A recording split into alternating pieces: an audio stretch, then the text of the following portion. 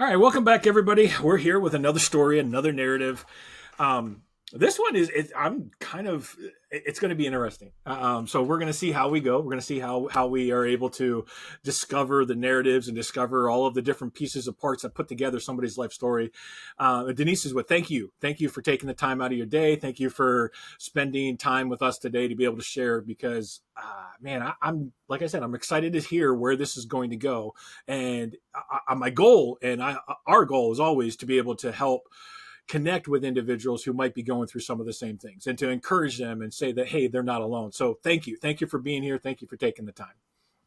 Yeah, thank you for having me on your podcast. Yeah. So, all right. So let's kind of jump into this thing. And this is what we usually first talk about. And I know it's kind of off putting, but at the same time, I think it really kind of dives to the depth of what we're looking for, which is I asked the question, who is Denise? And we've got 30, 60 seconds or just a couple of minutes here to be able to say, who are you? And maybe just take the time to introduce yourself to the audience, to take the time to be able to say, hey, this is who I am. This is what I'm really about.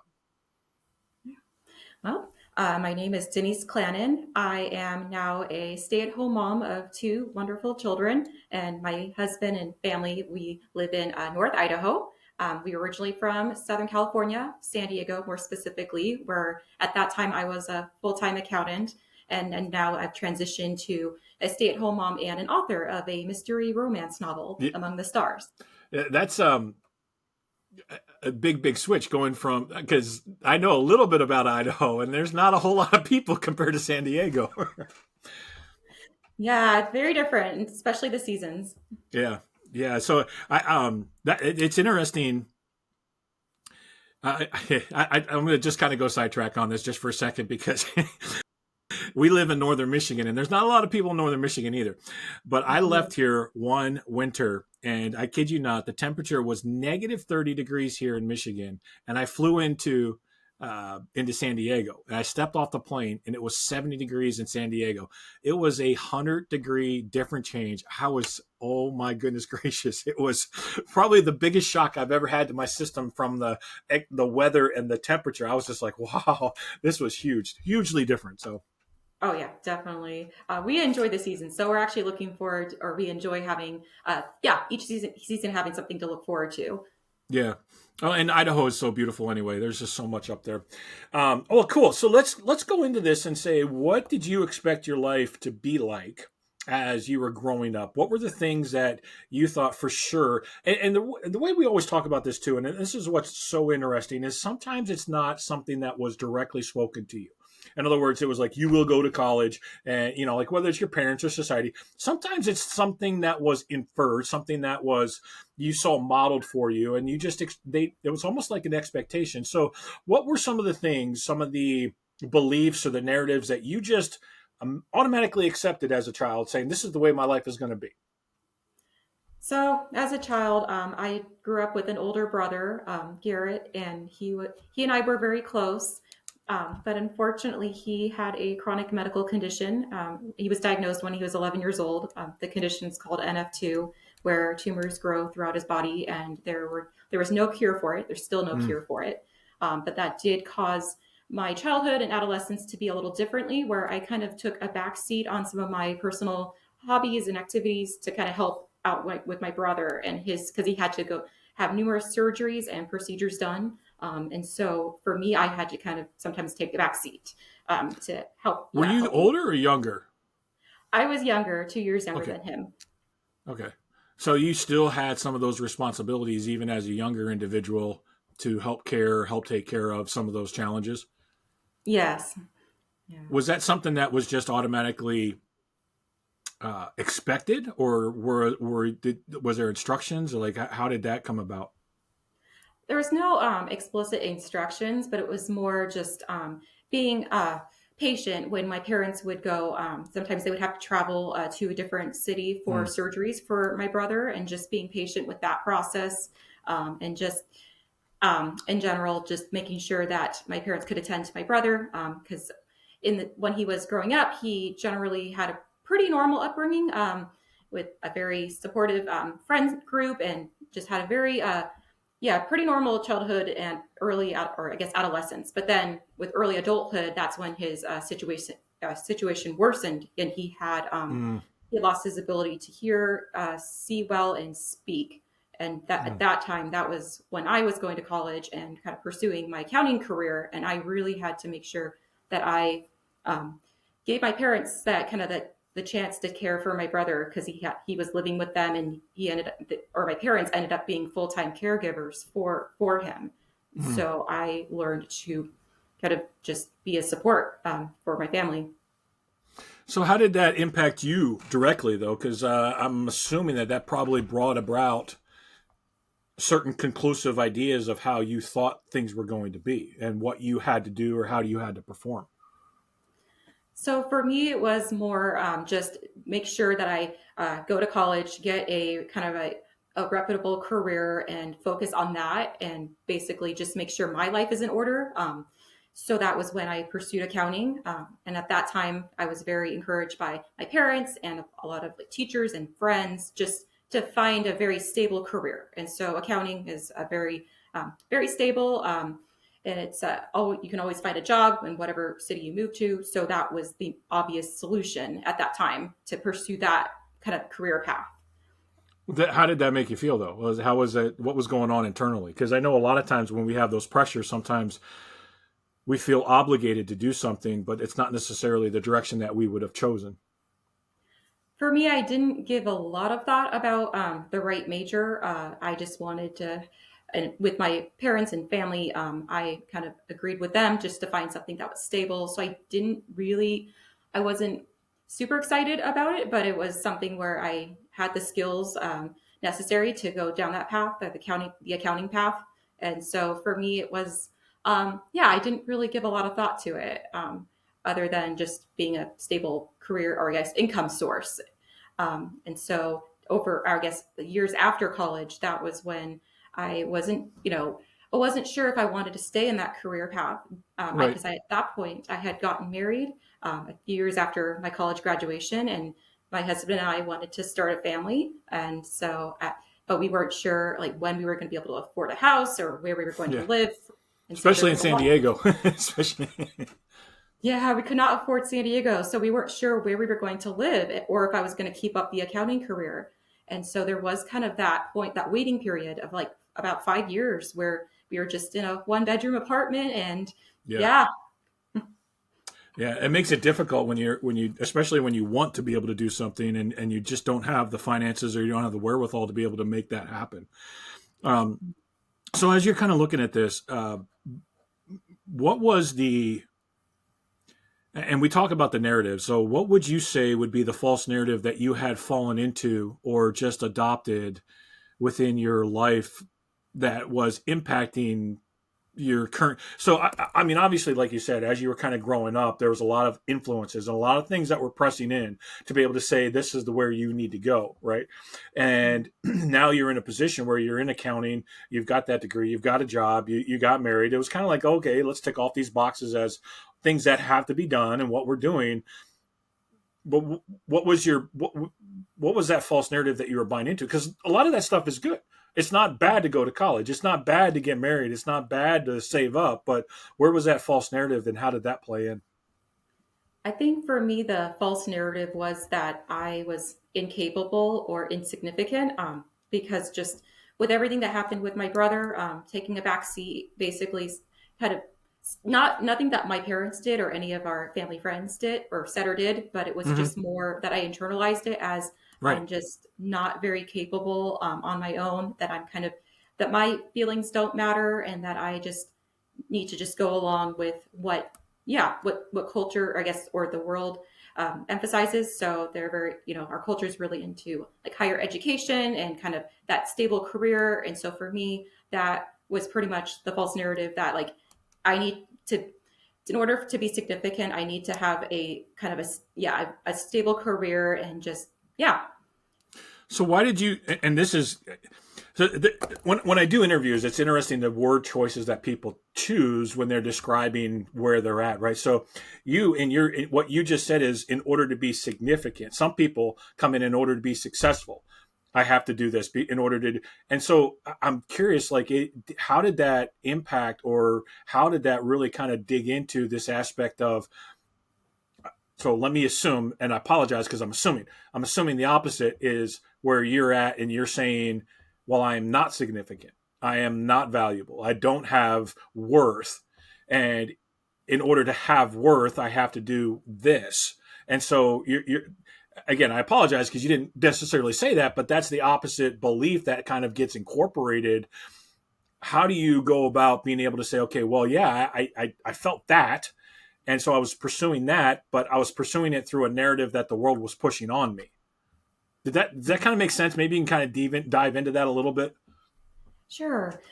Yes. So I think for me, just growing up, I mean, not just with watching with my brother's medical condition worsen over time, but it was also just having a hard time fitting in school, in high school and college. My grades weren't as perfect as I'd like them to be. I was definitely a perfectionist. And so when I had times when I didn't get the best grades, I would be very hard on myself. I would be my harshest critic. And I think that was kind of reinforcing that false narrative that I was incapable or insignificant to really make a difference in the world. Um, and so, and I also did in the beginning of the accounting career have a hard time finding a job, as most recent college grads do. So there was that as well.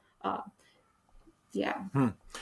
And again, it's interesting to see and look at this because you are valuable, and everybody's created individually, and they have uniqueness. And then the other thing that's just standing out, because you mentioned this earlier, is that on one hand, you're actually pursuing a field in accounting where there's not a whole lot of creativity. There's not, I mean, you got to follow the rules. You got to, numbers are numbers. And I'm not Mhm. an accountant, so maybe I'm way off on that, but it feels very much rigid. It feels very systematic. And yet, on the other, now you're actually writing and doing mystery type. That's creative. That's like I almost feel like they're polar opposites, right? So okay, where Yeah. I'm leading this is, okay, you're on this one path, this narrative of, okay, I'm not capable, I don't have a whole lot of value, I'm going to go into this kind of contained field where I've got it. And yet in your heart you're looking at it, and all of a sudden down the road, and we'll get to this part of it, down the road you're like, okay, this is the creative side of me and I love this and it makes me feel like I'm coming alive. Where was the switch? Where how did that mental shift, the world perspective change for you from this, I've got to stay these lines, between these lines, and stay within the realms of what people are telling me, to, okay, I have the freedom to break out of it? How did that switch? What happened to be able to kind of start taking that other path? So I would say, unfortunately, it happened when or after my brother passed away from his Mm, condition. He was 29, and it was just at a point where there was no other further treatment that could be done to help right. him. And so that was over 5 years ago when he passed. And at that point, that was when things started changing. That was just before COVID. So thankfully, my brother was not around for that. But Mm, then with COVID, we obviously were more separated, physically separated from our friends and family. And right. my, for my husband and me, we were kind of stuck in a one bedroom apartment and not Right. seeing very Right. many people, pretty lonely. And so that was when we really started thinking about like, okay, where can we afford to buy a house and start a family? Where is that? And that's when we began to kind of look elsewhere at some other states that we were interested in. And then it was actually the year, 2021, when we visited the Idaho area and we fell in love with North Idaho in particular. And we just happened to find the right house. It was available at the right time, and we ended up putting an offer on it. And a few months later, we moved up to Idaho, and Wow. that was a very the beginning of all the changes in our life. And that was when I switched. I did transition to a different accounting position in Idaho, and then during that time, that was when we found out I was expecting, and that was when we were having planning for our family. And I had 9 months later gave birth to our son, and that was when I decided to step down from accounting and then focus on being a stay-at-home mom. But it wasn't. Can we back up just a second? Because a lot of times we talk about the um, the traumatic part of what happened with COVID.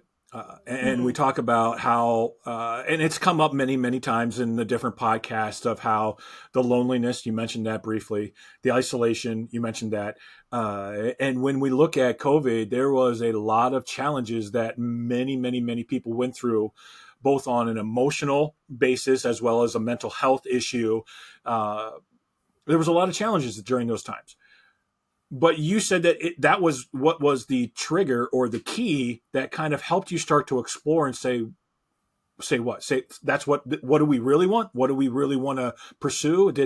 Was that introspective kind of, like, maybe dive a little bit more into that if you could.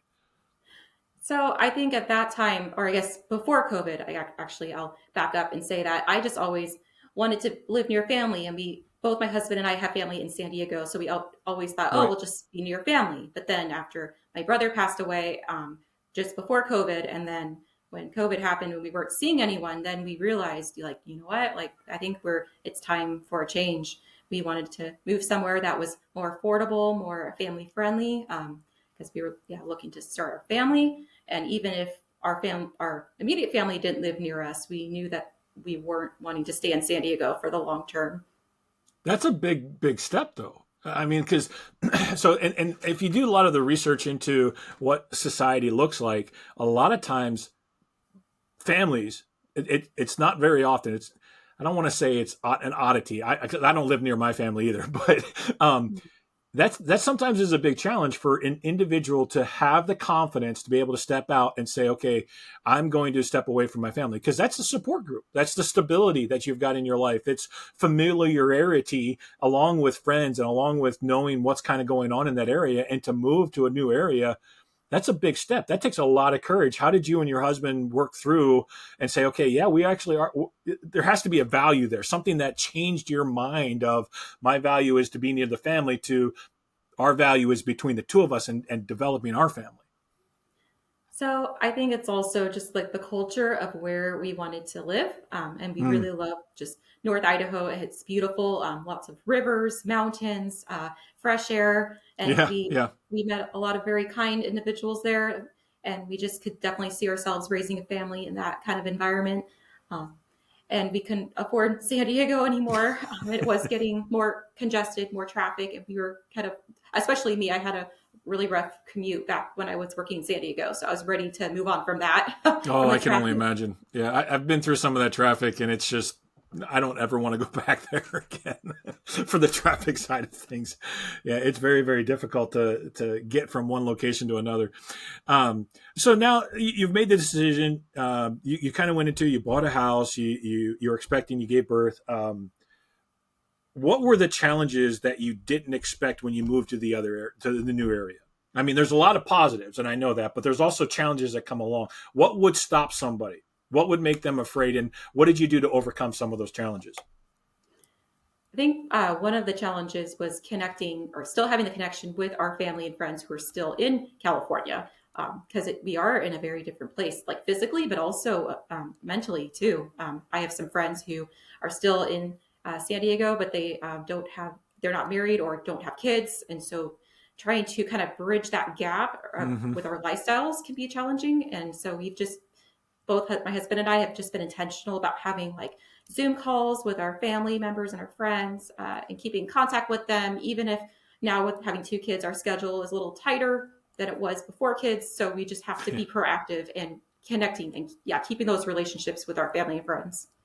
Yeah, and that's a great point in the communication aspect. But you also, again, you briefly mentioned, and people don't recognize this, is there is definitely a difference in how you think. And I'm not, there's no criticism one way or the other. It's just different. When you live in a city, you think, you operate differently than when you live out in more of a rural community type of a thing. And even frankly, from inner city to the suburbs, I see a big difference in the way people think and what they put their priorities on. So those are interesting. When did you discover that you started thinking differently, and you started having a different perspective of how you were going to live your life? I would say that the change happened definitely after the move. It was kind of gradual. I think Yeah. just the first year we were here, we didn't have kids. So it was just getting used to living in a different state. And then a year later, having our son, then it was like, okay, adjusting to being a parent with one child. And then Yeah. 2 years later, we had our daughter. And now it's like, okay, how do I juggle two kids? Um, and then, of course, the writing as well. So there's just Right. always like challenges to learn along the way. So what did you do? And I love that. But you brought up writing again. How did you get into writing then, when you were really doing more of the accounting stuff? Was that a childhood dream? You're like, I really want to pick this up, or was it introduced later?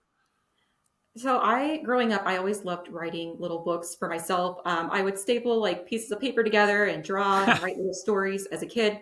That was just a fun little pastime. So I always had the dream of publishing a book in the back of my mind, but I never really did anything with it. In college, I did take a creative writing class for fun, and that was actually where I came up with the idea of my current novel. It was very different back then, but I did kind of have that plant that seed in my mind at that time, but I didn't do anything with it until about a decade later. It was actually after my son had turned one, and it was during his nap times where I just started kind of brainstorming an idea for an actual novel, and I just allowed myself to write. And over time, before I knew it, I actually finished a novel. The first time I've ever actually written a book to completion. Isn't it amazing though that when you give your mind the ability to be able to take away the stress, take away the challenges, especially in living in a city, because that's a nonstop adrenaline rush when you're in a city. Taking away all of that, now your mind has the ability to create. Do you find that to be the case? I would definitely agree with that. Part of the inspiration, I think, was also that moving to Idaho, because the story takes place mostly in North Idaho. So Mm, that was also a spark of inspiration for me with the setting, which I wouldn't have had if I were still living in San Diego. right, right. So, how important would you say it is in your life to remove some of that stress and those distractions? I would say it's definitely been beneficial for me and my husband. It definitely feels like less stress for us, just not having that hustle and bustle of the city life. Mm. Being able to kind of enjoy nature, and like with my kids, we always take them on walks or hikes around the area, and just really just being able to take a deep breath and enjoy where we're at this time. Yeah. It's interesting. I have a good friend, Chris. He's a musician and he lives in New York City, downtown Manhattan. Hmm. He absolutely loves it. And I look at him and I'm like, I don't want anything to do with downtown Manhattan. And it's interesting. He actually grew up here in northern Michigan, so he understands the significant difference between a rural life where, I mean, our population is 5,000 people. That's how many people we have in our town. Very small compared to Manhattan, which you're talking millions. And I'm assuming it's probably very similar with you with San Diego versus where you're at. What Hmm. would you say to an individual, and I think this goes both ways. So I think this is a two-way street. One way is those that can't imagine living outside of a city because they're just so into that type of a lifestyle. What would you say to them when they're talking with somebody who's from a more rural area? And then switch that. The individuals that have only grown up in the rural area versus, they're not real familiar with the city. Like, what would you say to each of those crowds to be able to help? Because, and where I'm going is how would you help them be able to communicate with the other, I'll say, lifestyle way of thinking? There's a lot of differences, and it's really, I love being able to bridge those gaps through those communications. So how would you talk to each of those to be able to have and build those communication relationship type things? So I think for me personally, I've noticed that I do have a slight preference for a slower pace of living, just having that kind of more, I Right. guess, suburban rural lifestyle. But there's nothing wrong with people who do like the more busy urban life. And I think it's just understanding like perspective that we are all created differently, and so we will have different preferences. But I will say that acclimation to different lifestyles is actually we're actually a lot more, I guess, adaptable than we realize. Just Yeah. like with my husband and I, like adjusting to weather. We've never lived in snow before, so we've had to learn how to deal with winter, and it's actually not too bad once you've lived here a few years, you're used to it. And I think it's similar with even just the busyness of life too. If you move from a rural area to urban, you do adjust, as well as vice versa. If you move to from a big city to a smaller town. And it's interesting too because people become accustomed to what challenges that they're living in, and they don't really think of them as challenges. I know one of the things, and I find this very comical, comical in a way that people present. So here's the example. In Florida, they deal with hurricanes all the time, and so when there's a warning or something else, for them it's almost like a party time. But yet, when I tell them, "Hey, we were snowed in for 3 or 4 days because we had a big blizzard that came through," they're just like, "How could you deal with that?" That's just what we do. It's just, it's like in our minds, the snowstorm is not. But then I look at them and their situation with hurricanes, and they get them all the time, and so they're just used to it. So I mean, do you find that to be the case? You kind of get acclimated to what is going on. Yeah, absolutely. Mm. Yeah, I know that I have some family that are still in California where they are like, how do you deal with temperatures that are below freezing? Like, how do you survive? And it's like, you learn, you obviously buy coats, you make sure you layer up. That's a lot of, what we've learned. And I think it's just similar, wherever you live, you just learn to deal with the weather or the lifestyle changes. Um, we're just very Yeah, adaptable. yeah, and I think the truth or the main key element is this in this is that you you have to want to be able to change. You have to be. I should maybe it's the word willing. You have to be willing to accept some of those changes, and you have to be willing not to be so set hard on. Well, this is just the way it has to always be. So maybe you're finding that to be the case as well. Yeah, yes, my husband and I definitely were ready for that change, and so Yeah. we're still changing, and we're excited about the new path in our life with having two kids, and that definitely is an adjustment for sure. Right, right, and that's beautiful. So, what is? We're going to start wrapping up a little bit here, but what is something that, especially if you have individuals, and maybe they're in San Diego, maybe they're somewhere else, and they're struggling with that whole aspect, like, hey, we do want to start a family, or we do want to be. What kind of advice would you give to an individual that was you back in 2021? I would say definitely to be patient with the process. I know for my husband and I, we just continue to pray about it, just kind of giving ourselves the chance to grow and kind of figure out our priorities as well, like with in terms of like where we wanted to live, what our family dynamic would look like with starting a family, and just kind of making sure that we knew what we wanted, and we were, especially if you're married, making sure that you're a unit, you're with you and your spouse, that you make sure that you're on board with Hmm. you both of your dreams. And so with my husband and I, we did have the same vision, and so that made it a lot easier. So when we did have the opportunity to move and to start our new life up here in Idaho, we were both on board for it. But there was definitely a waiting period, and I would just encourage anyone to that it's okay if it feels like your life is not going anywhere. That's all right. Life has seasons, and Yeah. there What will is it like in that waiting period? It was a little frustrating, to be honest, because I wasn't sure if we'd ever move out of the apartment. We were like, You said it was 5 years, I think. Is that what you said? Five. yes, 5 years in an apartment. So we are like, I'm not sure when are we going to be able to move out.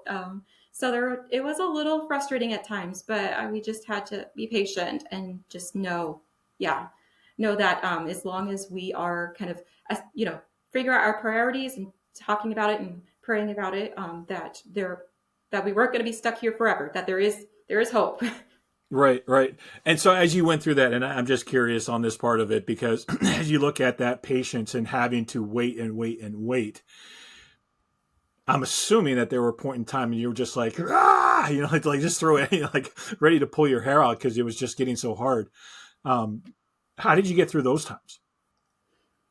Yeah, I think during those times, I think I just tried to count my blessings, Mm, basically looking for silver linings in our life, hmm. because I actually even incorporate this into my book as one of the themes that there is always hope to be found, that we can always find silver linings in our life. Even if we don't like where we're at right now with our life, there are still people and I guess opportunities and places that we can be thankful for that are actually very positive and uplifting. We just have to look for those blessings.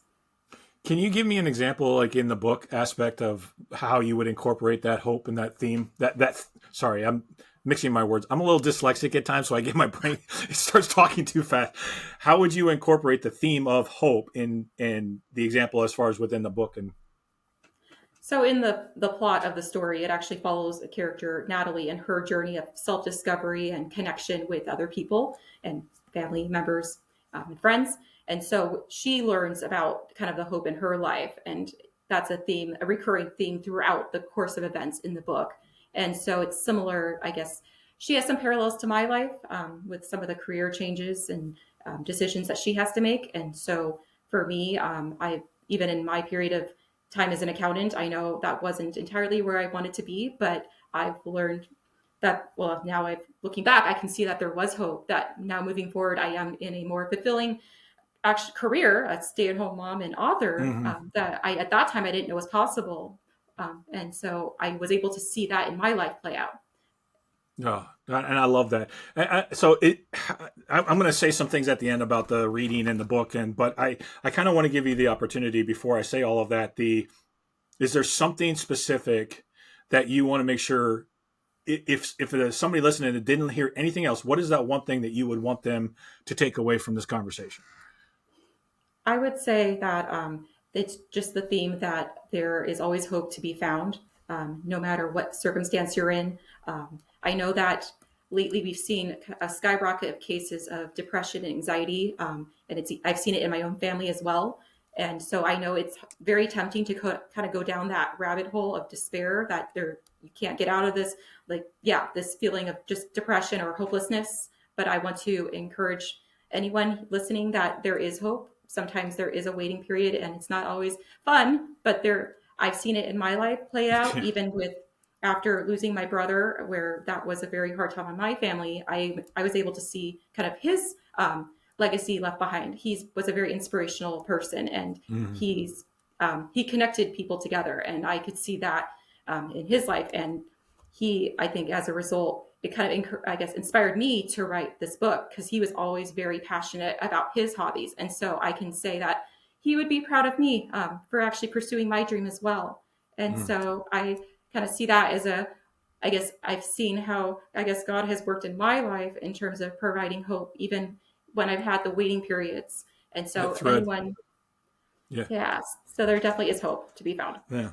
I love that. All right. So how or where can people get in contact? I mean, is the book on Amazon? I'm assuming that is on Amazon, right? Because that's where everything Yes. is. But Yes. yeah, is there a better way to do it other than Amazon, or is that the best way to get a hold of the book? So the book can be found on Amazon, as well as I think Barnes and Noble online carries it as well. It's offered in paperback, ebook, and also we just released the audiobook as well for anyone who Oh, loves to listen versus reading. So and the title. We need to make sure we clarify the title because we've talked about it, but we haven't really clarified the title. it's called Among the Stars by Denise Clanin. And it's a sweet contemporary romance, and it takes place in the beautiful North Idaho area. Right, right. And now, do you have plans for additional? I'm hoping to write more in the future. At this time, Right. things are a little busy with my family, but it would be great to write another story down the road as well. Well, that would be awesome. So you've got the one, and you're working and developing the relationship with your husband, and then with your family as well. So, and this is awesome. So, again, I really appreciate you. Is Do you have a website for the book itself? Is there something that we can, if somebody wants to get in contact with you directly, how would they go about doing that? So I have my personal Facebook account, Denise Clanin, as well as my Instagram and LinkedIn. Um, so all those sites, people can connect with me through those as well. Okay. Perfect. All right. So we'll get some of those links. We'll make sure we put them in the notes. Now, I'm going to take just a second here and talk about the power of stories and just kind of, and I'm going to encourage you as well. But for those listening, here's the thing that I have found more powerful than just about anything else, especially when I read. And I've got a whole bookshelf full of stuff. Yes, I read business development. Yes, I read personal development. But the thing that really inspires me, and the reason why we do narrative more than any of the others, is the fact that stories have a chance for us to see that string of hope. It gives us a chance to see how people have coped with challenges or how they've handled the trauma, how they've worked through it, and whether that is biography, autobiography, or in this case, even a little bit of fiction mixed in, there's a lot of truth that underlies that. And for those that aren't fond of reading, I could strongly encourage you to take the challenge and maybe just start with this book. Start with Among the Stars. Start with this one as a way to just kind of get back into it and be able to see a way that you can find hope. You can find a way to, maybe there's some resemblance, or you resonate with the character of the story, because this is what it's all about, is just telling and sharing the stories. And I truly believe that's how our legacy is passed on, is by either the written word or even in conversations like these where we're actually talking about our life experiences and how we're actually transitioning into that. So again, strongly encourage people that if you haven't taken the time to read, or if you are a strong reader, take a look at this, because this is truly something that could help with that theme of hope, that thread of hope that you need so desperately in our lives. So again, thank you. Thank you for spending the time. Is there anything else that you want to say? Anything else you want to add? Just want to really appreciate being able to talk to you about this, and I think it's just good to hear that that we can encourage, I guess, storytelling. I think it's always a good avenue for, even if it's fiction, just to write what you've learned, and just like I have, and encourage other people as well to share their I story. totally agree with you. I totally agree with you. So, all right, until next time, make sure you guys are crafting and writing your stories. And the reason for that is because each story has power. Each story is meaningful. Your story can help somebody that you may not have even met. And if you take the time to share it, talk about it, pass it down, that's truly how you leave your legacy. So keep writing, keep crafting your narrative. Until next time, we appreciate you guys. Keep listening, and we'll talk to you guys soon. Thank you.